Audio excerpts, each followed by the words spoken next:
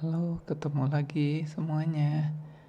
Kali ini kita akan belajar salah satu desain pattern yang bernama factory pattern. Sesuai namanya, factory itu apa? Ya, factory itu adalah apa? Pabrik ya.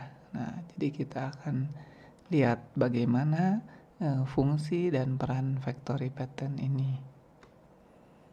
Nah, factory pattern itu mempunyai fungsi untuk kita memfasilitasi kita dalam pembuatan objek.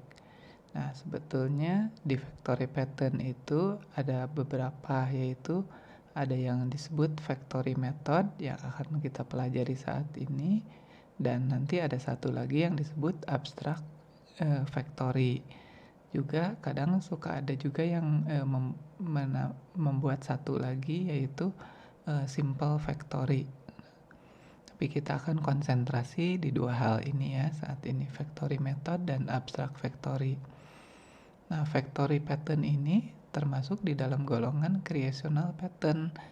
Sesuai namanya, creational, jadi dia digunakan untuk membantu kita dalam pembentukan objek-objek. Dan pembuatannya dipisahkan dari sistem yang menggunakannya. Itu adalah ide dasar dari factory pattern.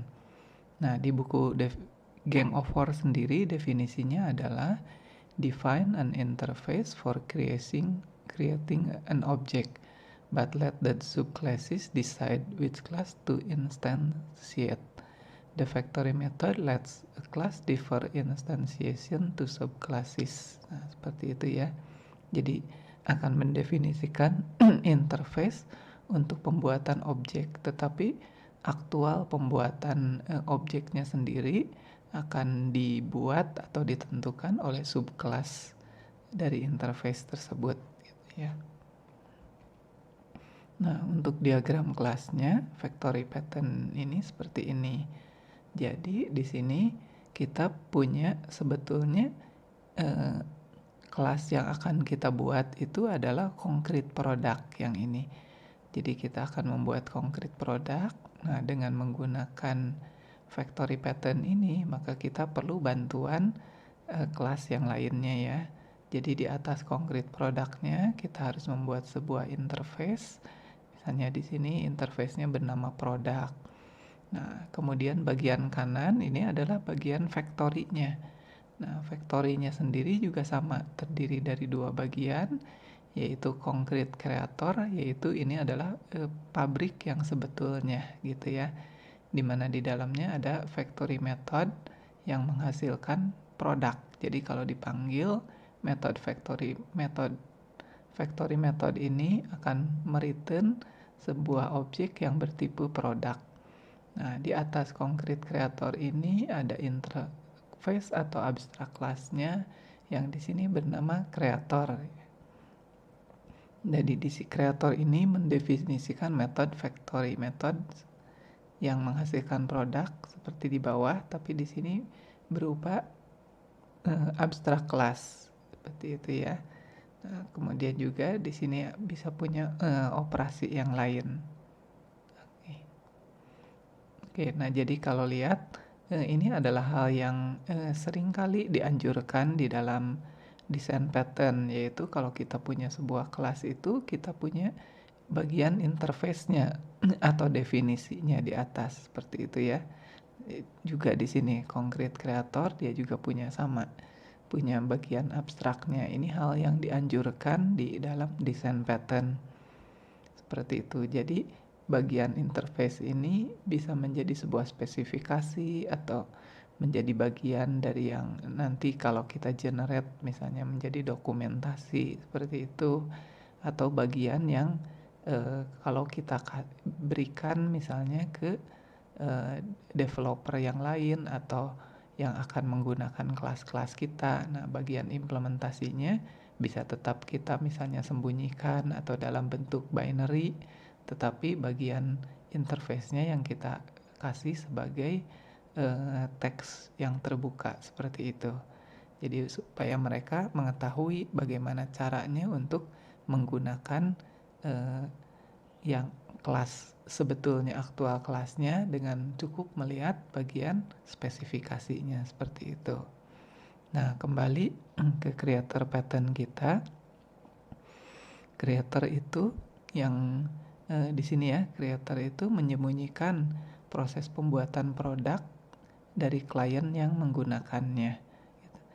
Nah, klien akan terpisah atau decouple dari perubahan yang bisa terjadi pada produk, di mana kreator yang akan menyesuaikan. Nah, seperti itu. Jadi kalau di sini tidak tergambar, jadi kalau ada kelas lain lagi yang berupa main class atau klien, yang kelas itu dia akan menggunakan concrete product. Nah, tapi kelas itu tidak akan meng-create concrete product secara langsung, tetapi dia akan meminta objek concrete product itu melalui factory-nya seperti itu. Nah, jadi yang ditulis di sini sehingga dari klien tidak akan berhubungan langsung dengan concrete product. Dengan istilah lainnya adalah decouple, jadi terpisah. Nah, kemudian jika terjadi perubahan di concrete product, nah ada kemungkinan yang harus menyesuaikan hanya concrete kreatornya. Di sisi klien, cara menggunakannya tetap sama persis, gitu ya. Jadi klien tidak akan melihat perubahan yang terjadi gitu ya. Jadi dia tidak perlu melakukan perubahan apa-apa. Nah, untuk secara sequence diagram untuk factory pattern ini adalah seperti ini ya. Oke. Nah, jadi pembuatan produk yang sebetulnya dilakukan oleh concrete creator di sini. Nah, jadi alurnya seperti ini. Kita misalnya punya klien ini bisa aja main program kita misalnya ya. Dia butuh melakukan sebuah operasi, nah maka kalau teman-teman kan sudah belajar ya tentang sequence diagram. Kalau dari klien ada panah ke misalnya di sini ke kreator, berarti sebetulnya klien ini memanggil ya method and operation. Metodenya ada di mana? Ada di kreator gitu. Jadi klien memanggil metode yang ada di kreator. Nah, dari kreator sendiri pada gilirannya misalnya di dalam metode tersebut dia akan memanggil factory method yang ada di concrete creator seperti itu. Nah, barulah kemudian concrete creator ini yang benar-benar membuat produk baru gitu ya. Jadi di sini new concrete product. Barulah concrete produknya terjadi di titik ini. Nah, ini baru produknya terjadi. Makanya ini kotaknya ada di bawah sini gitu ya. Jadi ketika ini dipanggil baru terbentuk objeknya bertipe concrete product, bukan sejak dari awal di atas gitu. Jadi kalau teman-teman masih ingat, sequence diagram ini sifatnya adalah berurutan waktu gitu ya. Jadi urutan waktu itu berjalan dari atas ke bawah seperti ini. Nah, jadi ini proses yang berurutan, semakin ke bawah. Setelah produknya jadi, maka objek produk itu bisa di-return dan dimanfaatkan oleh klien. Jadi di sini terlihat bahwa klien itu tidak secara langsung membuat objek yang dia butuhkan, tapi dia meminta ke factory gitu, ke pabriknya. Pabriknya lah yang akan membuat objek dan memberikannya kepada klien. Nah, kapan factory pattern ini digunakan? Factory pattern digunakan ketika klien itu pokoknya dia hanya perlu menyelesaikan tugasnya, dia konsentrasi dengan tugasnya, tidak perlu tahu persis kelas mana yang sesungguhnya misalnya digunakan pada saat runtime. Nah, di sini factory pattern diantaranya banyak digunakan di dalam framework untuk membuat misalnya log gitu ya, log aktivitas, log kegiatan, log mencatat sesuatu yang terjadi di dalam sistem seperti itu ya. Jadi itu seringkali menggunakan factory pattern karena dia sangat cocok dipakai di situ. Karena kita bisa punya misalnya log yang di banyak tempat kita membutuhkan melakukan log, menghasilkan log gitu ya. Kita perlu menghasilkan catatan log seperti itu. Oke, nah ini contohnya factory method pattern ini dalam kasus yang log ini kita akan lihat. Jadi kita misalnya punya macam-macam log, tapi kita akan memanggilnya dari sisi klien tuh tidak begitu kelihatan gitu ya, yang mana yang objeknya sebenarnya kita pakai misalnya. Nah, di sini kita pertama punya interface untuk produknya gitu ya. Jadi kita punya interface bernama logger. Dia mendefinisikan sebuah metode log yang akan menyimpan message ini sebagai pesan di log gitu ya. Log itu biasanya misalnya disimpan ke dalam file teks tertentu atau ditampilkan di layar konsol seperti itu. Nah, di bawah log ini kita punya yang namanya XML logger dan XML logger 2. Jadi kita ceritanya punya dua jenis kelas untuk melakukan log. Dua-duanya implement dari logger tadi gitu ya. Nah, tapi dua ini kita asumsikan misalnya mereka melakukan log dengan misalnya teknik yang berbeda, cara yang berbeda, atau untuk kebutuhan yang berbeda seperti itu ya.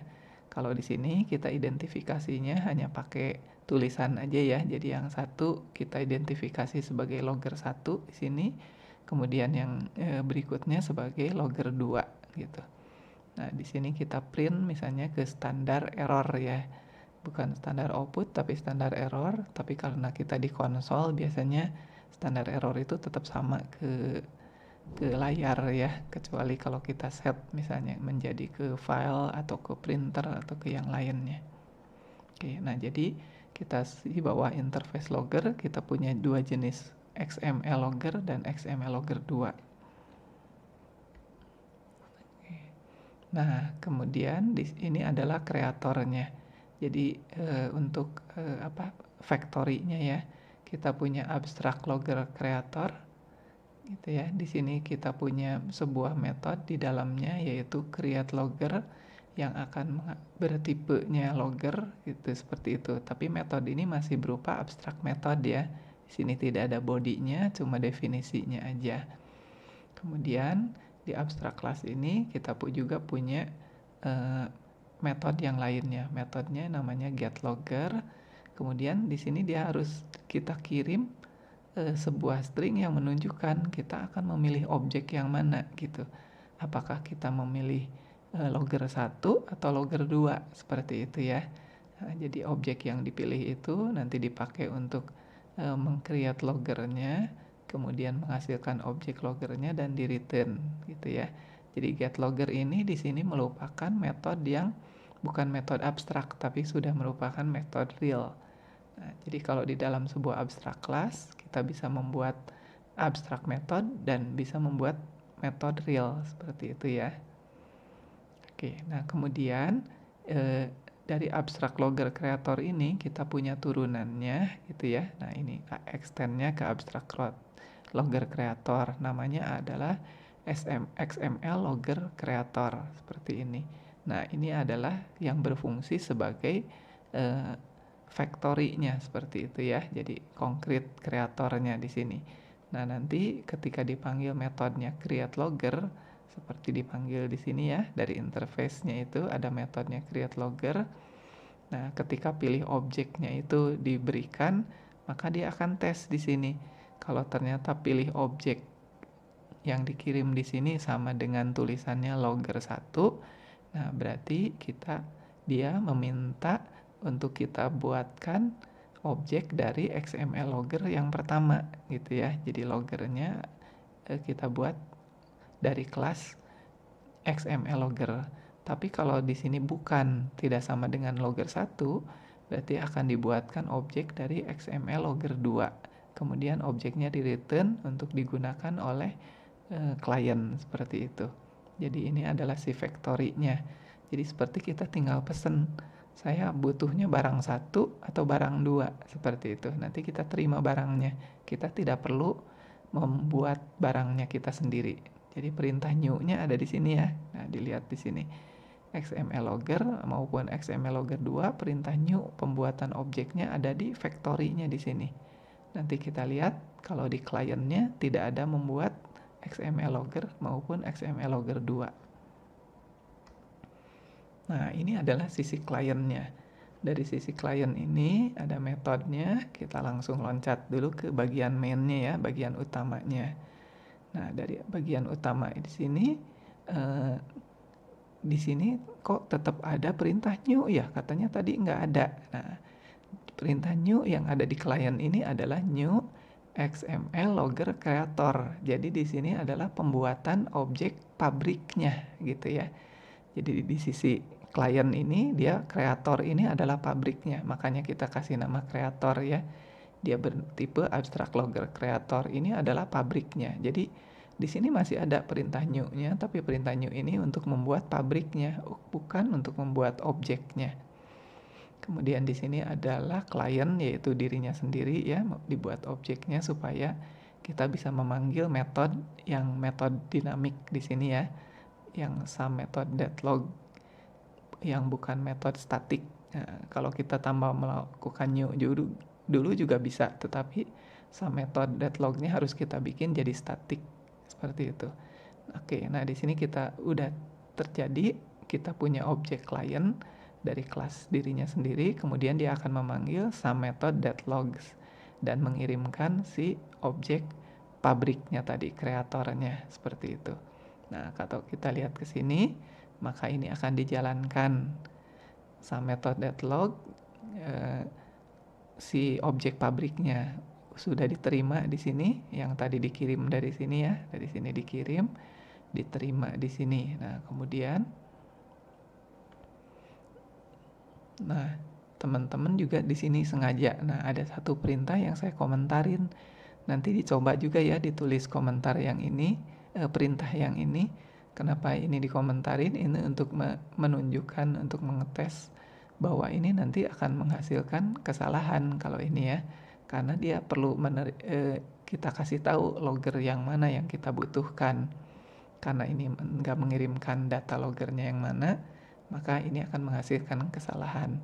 Jadi kalau nanti udah dibuktikan, dikomentarin lagi aja seperti ini, ditutup lagi. Oke, nah jadi di sini kita langsung di sini mendapatkan objek logger ya. Nah, ini logger, objek logger yang bertipe dari logger. Di sini dari pabriknya yaitu log creator yang kita terima, tinggal kita panggil metode getLogger dan kita pilih tipenya yaitu logger 1, maka langsung kita memperoleh objek dari logger di sini gitu ya. Jadi ini adalah cara kita bisa mendapat objek logger, tapi di sini kita tidak melakukan new XML logger atau new XML logger 2 gitu.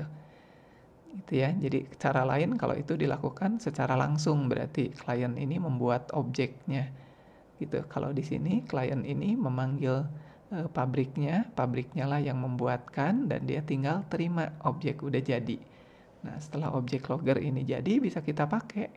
Jadi kita akan kirim message 1 ke logger yang bertipe pertama ya, logger pertama. Nah, kita lihat di outputnya seperti ini ya. Nah, ini identifikasinya sengaja ditulis supaya terlihat di outputnya logger 1 ya, di sini message 1 ya. Nah, ini adalah message yang kita log di sini.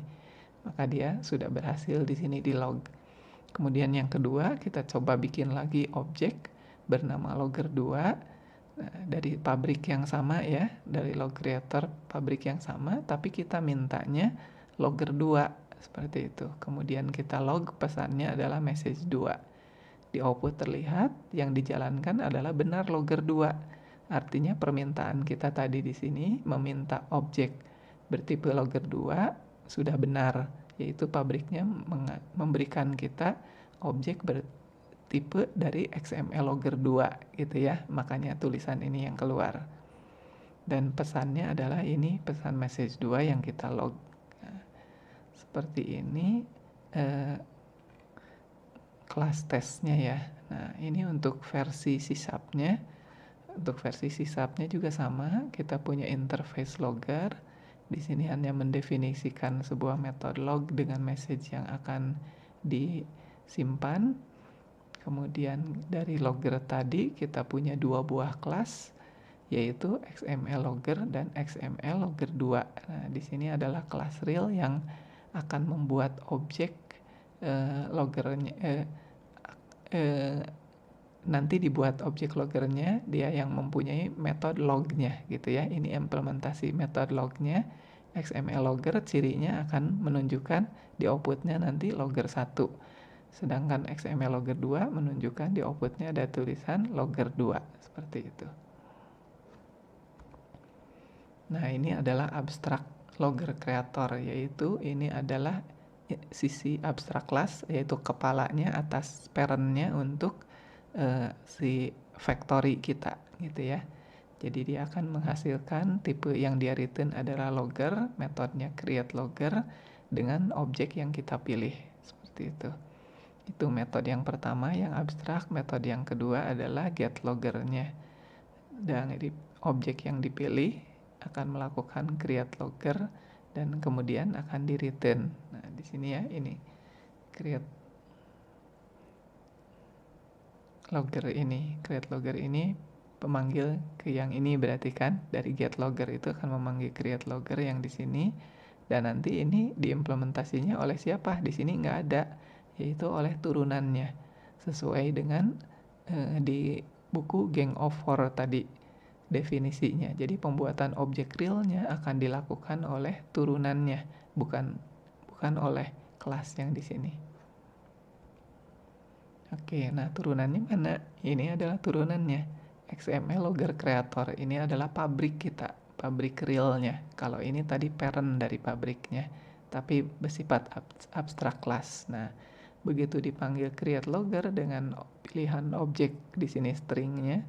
Nah, di sini maka dia akan dites jika ternyata pilihan objek ini isinya adalah logger 1, maka akan dibuatkan objek dari kelas XML logger. Tapi kalau tulisannya selain logger 1 akan dibuatkan objek dari XML logger 2. Kemudian objeknya di return gitu ya. Jadi logger yang di return ini bisa berasal dari sini, dari XML logger atau dari XML logger 2 di sini. Oke, nah, program utamanya seperti ini. Ini adalah program utama mainnya ya. Kita bikin di sini creator ini adalah pabriknya. Ya, new XML logger creator ini adalah pabriknya, bukan objek yang akan kita pakai. P sendiri objek dari diri sendiri, kemudian memanggil submethod.log, yaitu metode yang di bawah ini, dan mengirimkan pabrik yang udah kita buat sebelumnya di sini ya. Pabrik objeknya kita kirim di sini. Nah, pabrik objeknya diterima di sini. Kemudian dari pabrik objeknya itu memanggil metode getLogger-nya seperti itu. Kemudian di sini menggunakan, di sini dicoba dengan pertama pakai logger 1 ya. Jadi kita akan, berarti ini identifikasinya akan mengacu ke kelas XML logger gitu.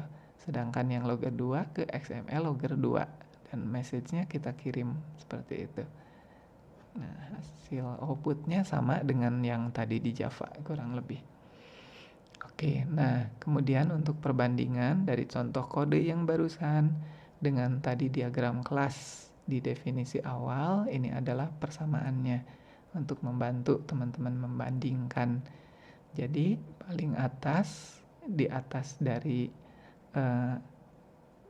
yang akan dibuatnya itu ada interface untuk kelas realnya ya. Jadi di atas kelas real itu yang kelas yang akan kita buat, objeknya itu ada, kalau di diagram kelas tadi ada produk, kemudian di contoh kode kita ada interface logger seperti itu.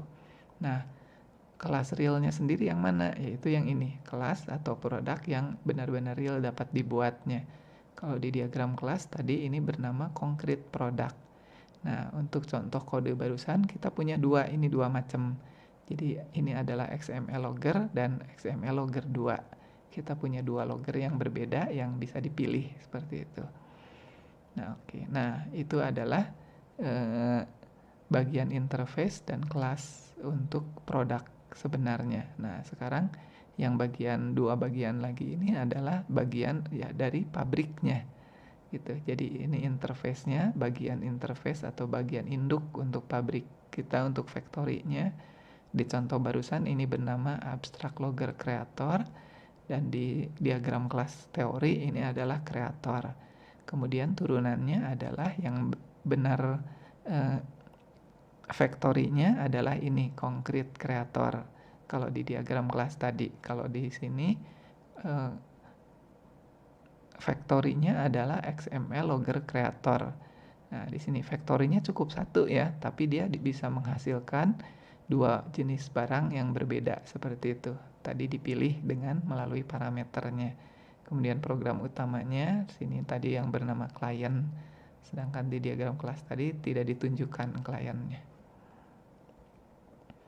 Oke, nah itu silahkan program tadi dicoba ya. Kemudian di buku juga di Design Pattern for Dummies ada factory method yang bisa diambil di halaman 53 sampai 57. Kemudian juga ada yang abstract factory pattern itu ada pada halaman 59 sampai 63. Oke. Ini tugas berikutnya harus teman-teman baca ya bab berikutnya yang akan kita pelajari observer pattern dan chain of responsibilities pattern. Oke, nah jadi factory patterns itu helps you in creating objects ya. Jadi nolong kita dalam pembuatan objek. Kita nggak perlu buat objek sendiri, tinggal minta ke pabriknya. Oke, nah terima kasih.